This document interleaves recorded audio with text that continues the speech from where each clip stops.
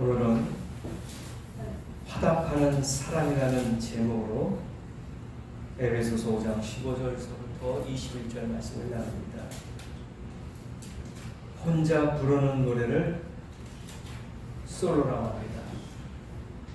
여럿이 부르는 노래를 합창이라고 합니다. 그리고 소리와 소리의 조화를 화음이라고 하고, 그것을 연구하는 학문을 화성학이라 그렇게 이야기하고 있습니다.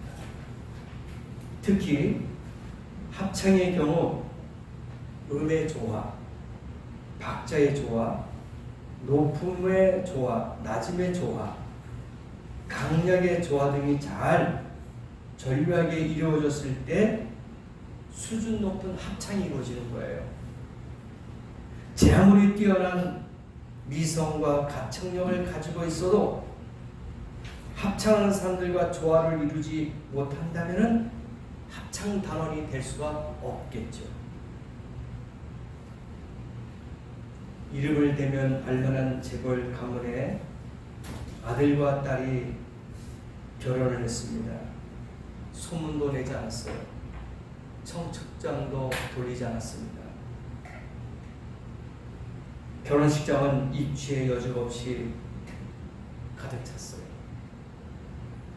내노라는 정계, 재계, 문화계, 사회 각층의 사람들이 하객으로 참석해서 두 사람의 결혼을 축하했습니다.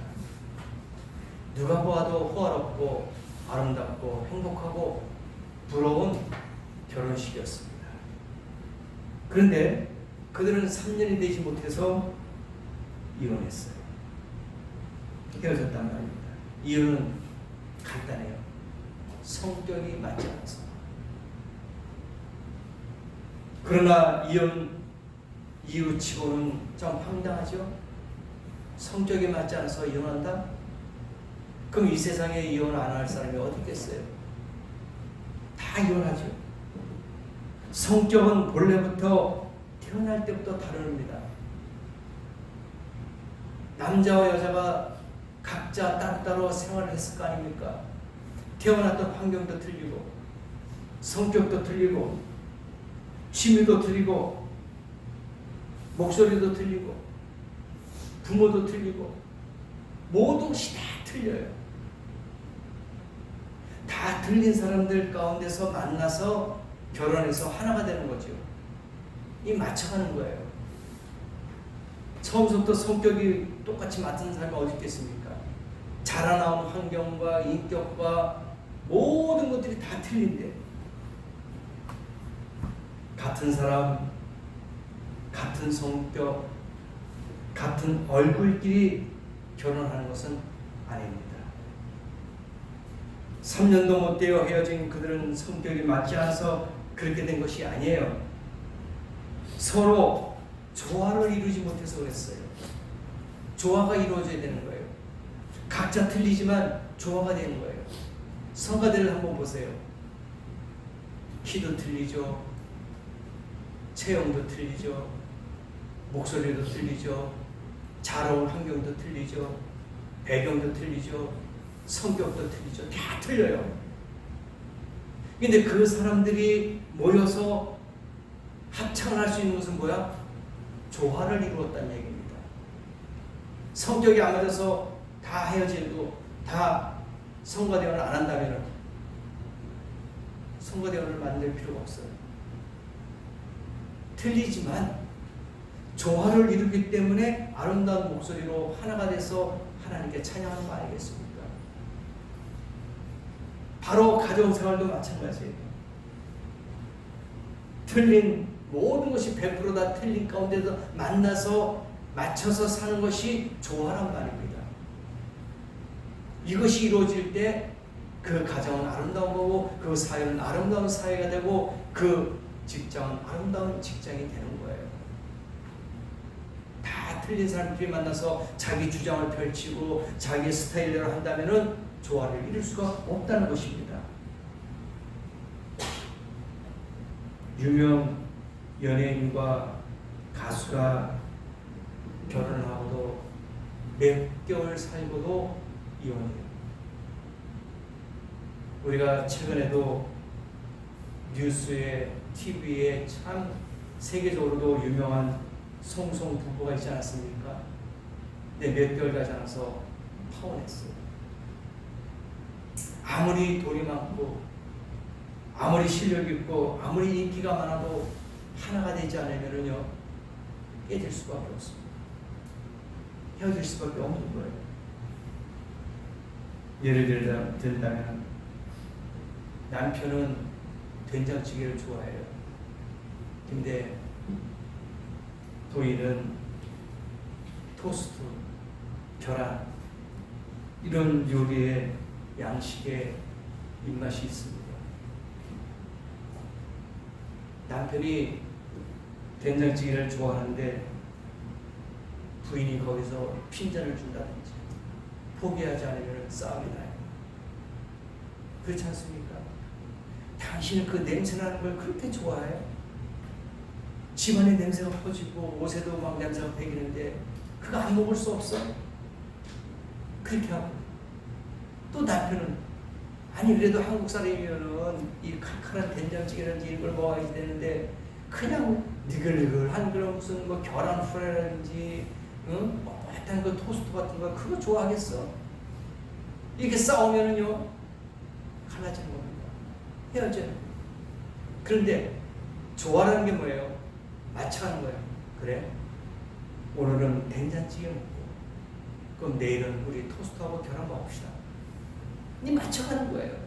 이게 좋아합니다. 그럼 절대로 싸움이 날 게 없어요. 그렇지 않습니까?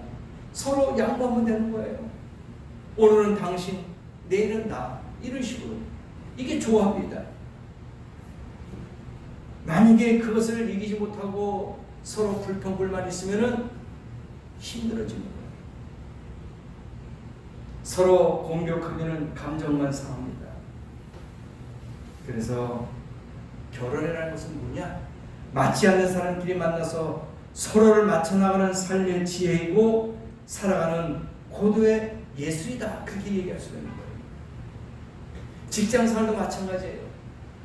저 사람과 같이 직장생활하는데 남남이야. 그 사람이 성격도 틀리고 자라온 환경과 배경도 틀리고 그 사람의 스킬도 다 틀려요. 근데 나를 맞추려고 하니까 안 맞는 거예요. 나의 생각으로 하려니까 그 사람이 틀린 거야. 그래서 싸움이 나고 서로 직장 살면서 트러블이 생기는 거예요.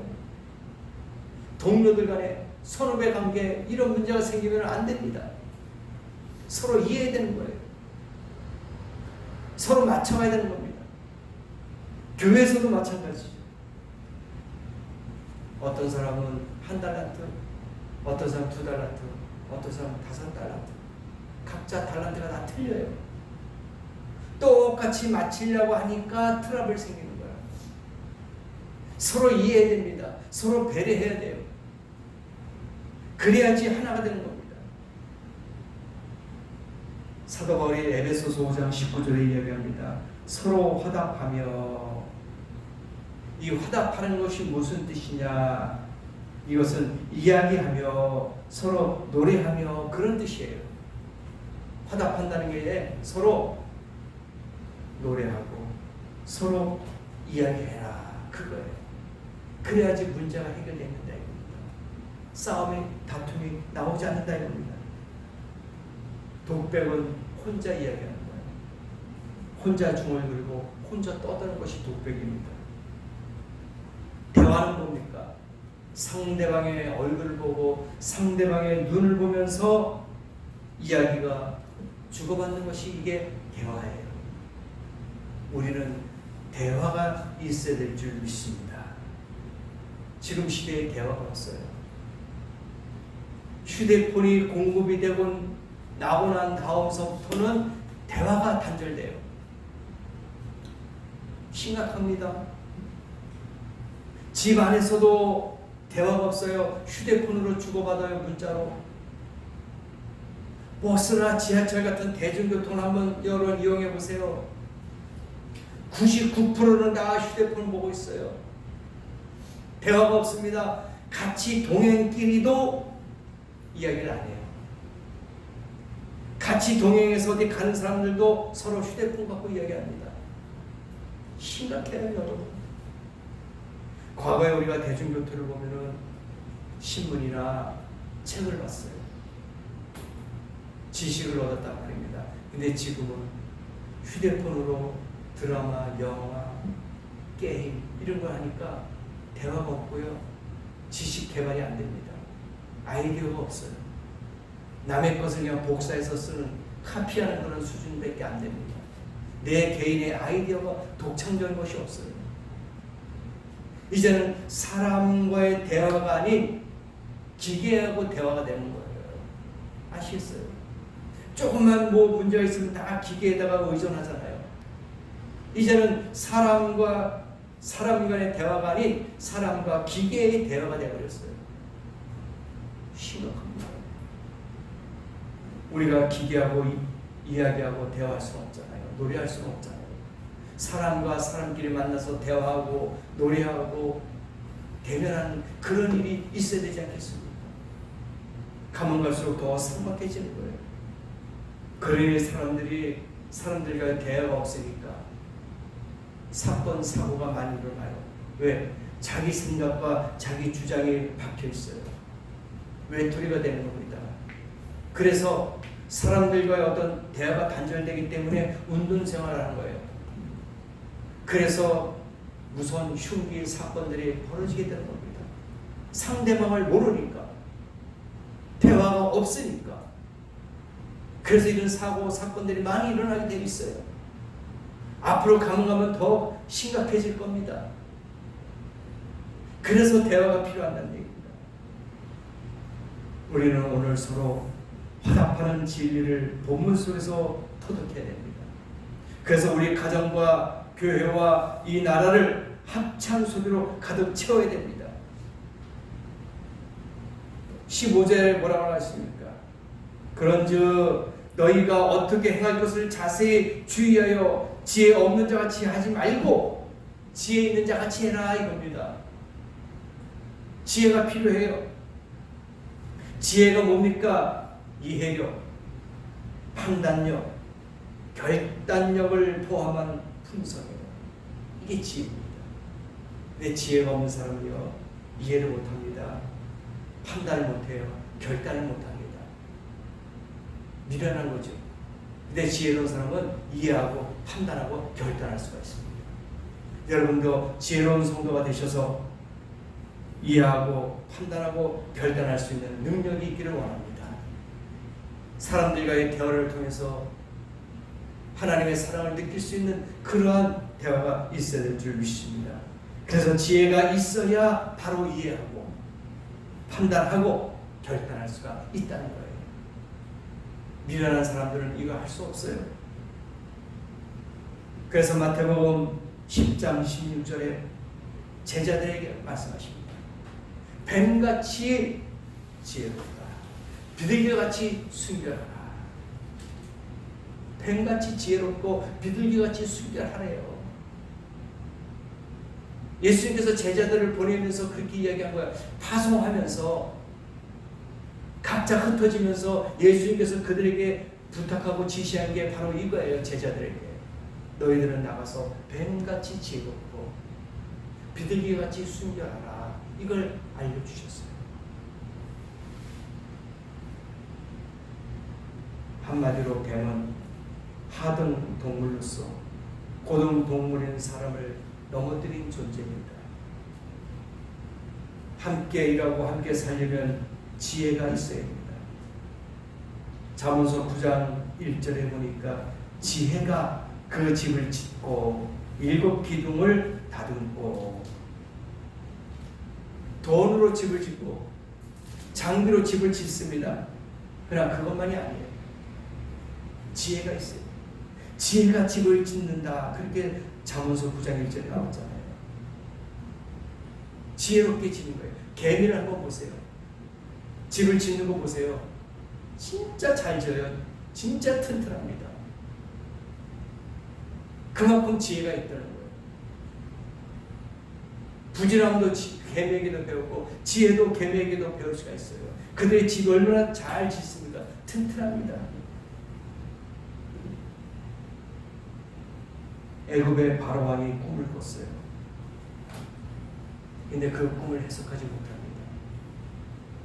그럴 때 감옥에 있던 요셉을 불러와요. 꿈을 해석하게 합니다. 그럴 때 7년 풍년, 7년 흉년이 온다는 것을 요셉이 해석해 올려요. 그래서 7년 동안 풍년일 때 마을 곳곳에 전국에 곡식 창고를 만듭니다. 그래서 거기다가 7년 먹을 양식, 곡식을 다 저장해놔요. 7년 딱 끝나니까 7년 흉년이 옵니다. 그래서 7년 동안 먹을 양식을 저장해놓던 그 양식을 백성들에게 풀게 됩니다. 이웃에게도 사러 오는 사람들이 많이 있었어요. 이런 지혜가 있는 요셉이 애굽에서 국무의 총리가 됐어요. 이게 지혜예요. 미래를 내다볼 수 있는 지혜, 해결할 수 있는 지혜, 판단할 수 있는 지혜가 필요하다는 얘기예요. 여러분도 미래에 나타날 그 일들을 지혜롭게 준비하기를 원합니다. 천국은 있어요. 지옥도 있습니다. 이 땅이 불로 심판받을 겁니다. 과거에 예루살렘 성이 무너졌어요. AD 70년 로마 군인이 이스라엘을 쳐들어왔어요. 이거 역사적으로 있었던 말입니까? 그때 포로로 잡혀갔고 성이 무너졌습니다. 소돔과 고모라가 무너졌어요. 로마에 있는 폼페이시에 화산자가 날라오고 화산이 폭발해가지고 그 폼페이시를 다 덮었어요. 사람이건 짐승이건 물건이건 건축이건 전부 다 폼페이시가 잿더미로 변했어요. 다 죽었습니다. 역사적으로 나타났던 거예요. 예수님이 이 땅에 오실 때 심판이 있을 겁니다. 나팔 불고 이 땅에 오실 때에 믿지 않는 자, 물과 성령으로 거듭나지 않은 자는 심판을 받게 돼 있어요. 불로 심판한다고 분명히 주님께서 말씀해 주셨습니다. 그래서 이걸 알고 깨닫는 사람이 지혜로운 사람이야. 그러니까 준비한 사람이 지혜로운 거예요. 매년마다 태풍이 옵니다. 매년마다 장마가 와요. 그럼 뭘 준비해야 됩니까? 탄탄하게, 안전하게 다 준비해야 돼요.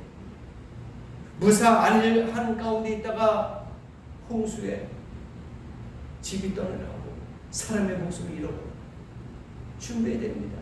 이게 지혜예요. 그래서 지혜는 판단력이 있고 결단력이 있고 이해할 수 있는 거예요. 준비하는 겁니다. 이게 아름다운 모습이에요.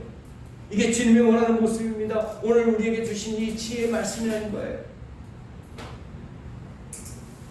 우리나라 오래전에 쌀 풍년이 왔어요. 쌀을 소비해야 되잖아요. 쌀값이 떨어지면 농민들이 힘들어져요. 그래서 국가에서 정책한 게 뭡니까? 쌀 막걸리를 만들자. 그래서 쌀 막걸리를 만들어가지고 시중에 시판하게 됐습니다. 심각한 거예요. 이게 지혜로운 게 아닙니다. 쌀 막걸리 아닌 그 이상의 것으로 전 국민이 먹을 수 있는 쌀로 된 음식, 과자 이런 제품들을 많이 만들 수 있어요. 근데 쌀이 남아 돌아간다고 막걸리를 만들어요. 참 답답합니다. 한심한 거예요. 매년 우리나라 지역적으로 몸을 들어 남해 독일 마을에 맥주 축제가 있어요.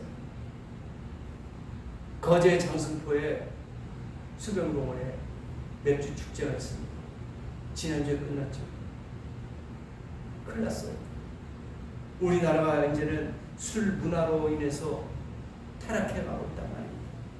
지혜롭지 못해요. 미성년자는 갈 수 없지만은 부모 손을 잡고 들어갈 수 있다. 미성년자도. 그러면 어린아이를 데리고 가가지고 술 축제하는데, 맥주 축제하는 데 가가지고 술 먹고 있어요. 그게 무슨 교육이 되겠습니까? 심각합니다. 이제 남해도 시작했고 거제도 시작했고 이제는 다른 지역에도 이런 맥주 축제 할 수가 있어요. 전 세계가 이런 걸 거의 하지도 않는데 우리나라는 계속 지역마다 장소마다 다 지금 생기고 있어요. 심각합니다, 여러분. 이것은 조화가 아니고 화합도 아닙니다. 생각이 모자라는 사람들이 만들어내는 거예요. 이거는 나라를 망치는 겁니다. 하나가 되게, 화합이 되게, 조화가 되게 하나가 되는 그런 축제가 아니라 이거는 타락하고 망치는 거예요. 심각합니다. 대학가를 보세요. 연세대라든지 홍익대라든지 서강대, 서대문구에 이화여대 다 몰려 있어요. 대한민국에서 참 유명한 곳입니다. 젊음의 거리라고 하죠. 홍대, 이대, 연대, 서강대 다 몰려 있어요. 그런데 거기에 몰려 있는 그 상가들 보세요.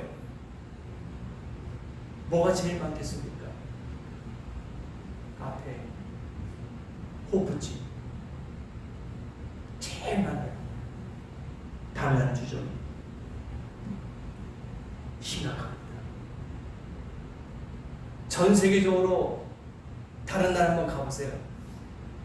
하버드 대학이라든지 영국의 옥스퍼드 대학이라든지 미국의 예일대라든지 캠브리지 같은 대학 그 주변을 보세요. 우리나라처럼 그렇게 술집이 많고 단란주점이 많고 노래방이 많고 그런 곳이 한 군데도 없어요. 대학 주변에 너무나도 깨끗합니다. 근데 우리나라는 너무나도 문제가 심각하게 이런 것들이 타락해 있단 말입니다. 지혜로워야 돼요. 생각이 짧으면 안 됩니다. 고린도전서 12장 8절에 보니까 어떤 이에게는 성령으로 말미암아 지혜의 말씀을 주신다. 야고보서 1장 5절에 보니까 너희 중에 누구든지 지혜가 부족하거든 모든 사람에게 후히 주시고 꾸짖지 아니하시는 하나님께 구하라. 그리하면 주시리라. 지혜가 부족합니까? 구하세요. 하나님은 주신다 그랬습니다. 약속해 주셨잖아요. 지혜가 필요한 시대예요. 지금 화합이 필요한 시대란 말입니다.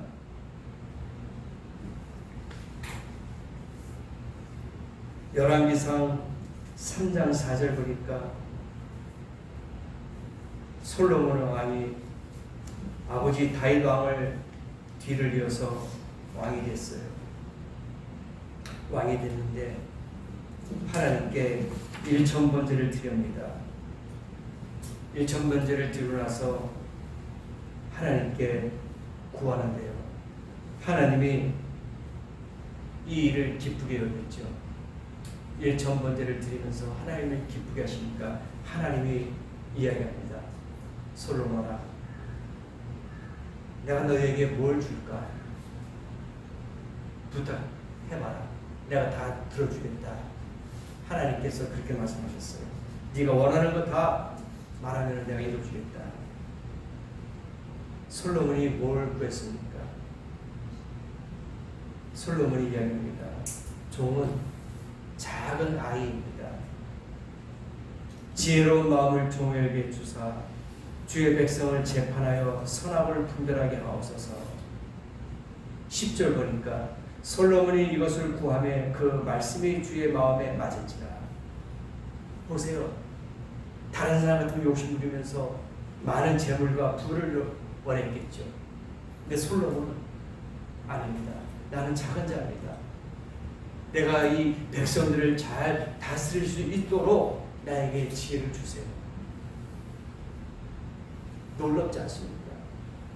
지금 이 시대의 지도자들이 이런 마음을 갖고 있어야 돼요. 내가 백성들을 잘 헤아릴 수 있도록, 나라를 잘 다스릴 수 있을 수 있도록 저에게 지혜를 좀 주세요. 이런 마음을 갖고 있어야 된단 말입니다.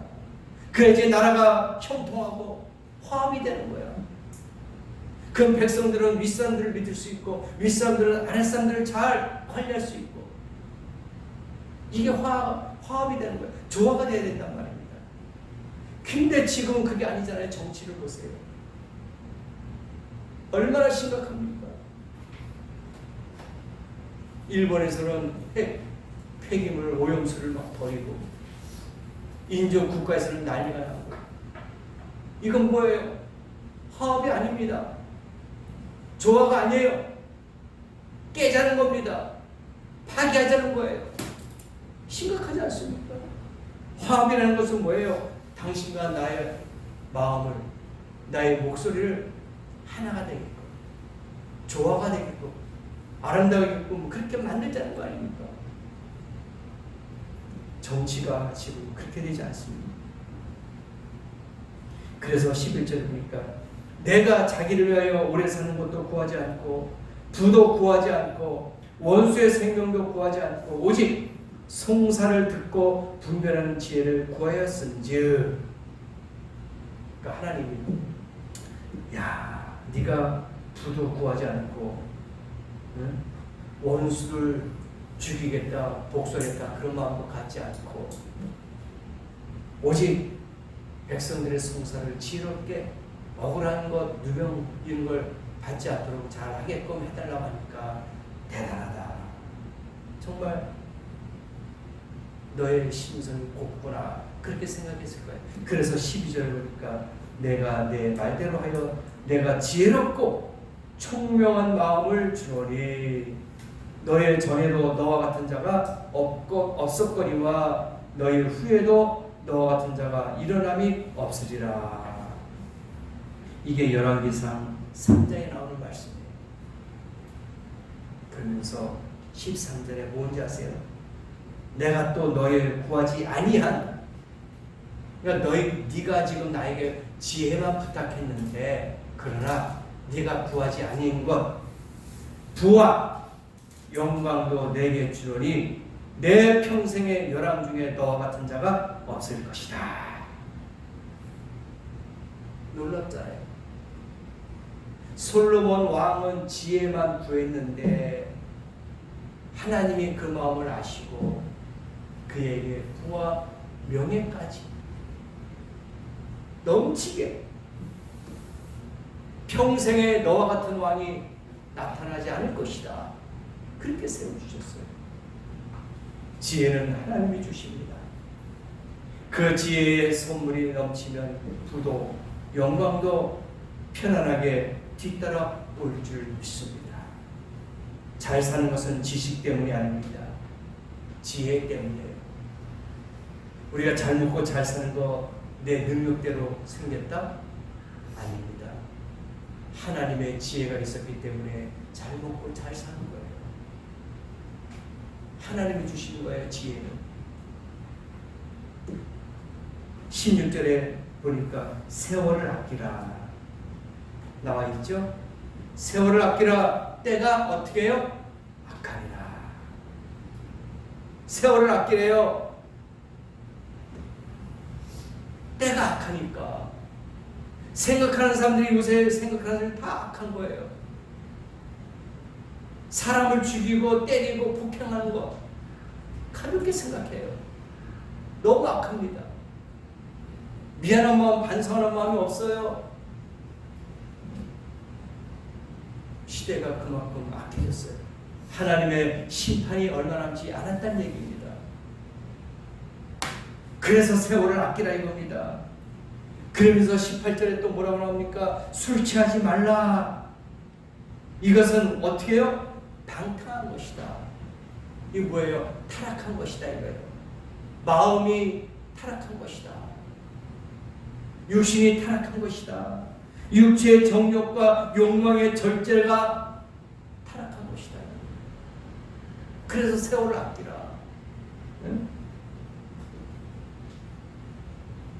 대학생들 새내기들 입학하는 애들 보세요. MT 가고 또 대학별로 축제를 많이 하지 않습니까? 건전한 문화라고 볼 수가 있습니까? 아니요. 술이 먼저입니다. 유흥업소가 먼저예요. 젊은이들이 도서관이나 연구실로 돌아가야 되는데 다른 곳으로 간단 말입니다. 너무 안타까워요. 행동 절제, 사상 절제, 언어 절제가 있어야 합니다. 그래야 함께 노래할 수가 있는 거예요. 합창의 경우 큰 소리는 줄이고 작은 소리는 높이는 자기 절제와 조화가 필요합니다.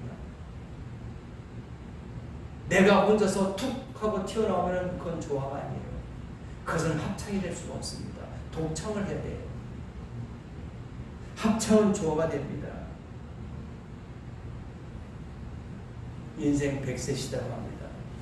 그래서 많은 사람들이 인생 100세 시대인데 참 길다. 먹고 마시자. 즐기는데 시간을 많이 갑니다. 그러다가 나중에 울며 불며 가슴을 치며 통곡할 때가 올 수가 있다는 겁니다. 자기를 절제하고 통제하고 조절해야 됩니다. 어떤 것이 지혜로운지, 어떤 것이 하나님의 뜻인지 잘 깨달아야 됩니다. 그래서 우리는 늘 기도해야 돼요. 하나님 지혜를 주세요. 지식만 가지고는 세상 살 수 없어요. 지혜가 있어야 됩니다. 이렇게 해야 되는지 저렇게 해야 되는지 판단력이 있어야 돼요. 결단력이 있어야 됩니다. 추진력이 있어야 되는 거예요. 이게 지혜입니다. 하나님이 주시는 거예요. 그래서 18절에 뭐라고 했습니까? 오직 성령의 충만을 받으라. 성령의 충만함을 받아야지만 지혜가 있다 그렇게 합니다. 다른 곳으로 우리의 마음에 우리의 영혼에 채워지는 것이 아니라 바로 성령으로 채워져야 될 줄 믿습니다. 가져오는 것, 일하고 못하는 것, 주의 영이신 성령이 조절하고 통제하시는 것이 바로 하나님의 뜻입니다. 하나님이 인도하시는 거예요. 사도행전 16장 6절에도 7절에도 예수의 영이 허락지 아니하셨다. 허락지 아니하자면 하나님이 허락하지 않으면 우리가 할 수 없어요. 나갈 수도 없습니다. 주의 영이 인도해야지만 우리가 움직일 수가 있어요. 내 마음대로 결정하고 기도하지 않고 내 마음대로 생각하는 것, 이건 자기 개인의 것이지 하나님의 뜻이 아니란 말입니다.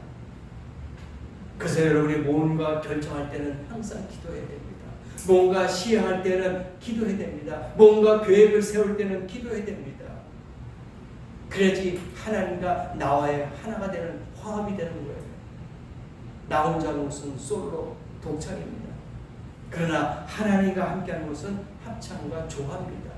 그럴 때 위대한 것이 만들어지는 거예요. 그래서 성령의 충만함을 늘 가지십시다. 자동차도 배터리가 충전이 돼야지 앞으로 가듯이 방전되면 차가 서버려요. 성령의 충만함을 받지 못하면 우리가 그 자리에서 멈춰버릴 수밖에 없습니다. 늘 성령 충만하게 하셔서 앞으로 전진해 나가십시다. 생활의 지혜를 얻으십시다. 우리가 함께 모여 합창하고 함께 일하고 함께 살려면 성령의 충만함이 있어야 되는 거예요. 그래야지 일할 수가 있어요.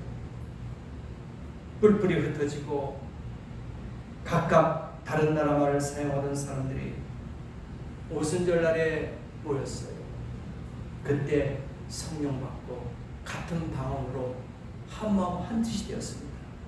서로 소통했습니다. 이와 같이 부부가 하나 되고 가정이 하나 되고 교회가 하나 되고 나라가 하나 되고 세계가 하나 되고 너와 나 남북이 하나 되려면 성령의 충만을 받아야 될 줄 믿습니다. 그래서 우리의 김 집사가 미 하면은 또 박 집사가 도하고 또 최 집사가 솔 이런 식으로 화합이 돼야 됩니다. 똑같이 하면은 안 됩니다. 서로 화합이 되고 조화가 되는 거예요. 이것이 화합입니다. 이것이 화음이에요. 이것이 하나님이 원하시는 뜻이란 말입니다. 그렇게 하면 위대한 화음이 이루어지는 것입니다.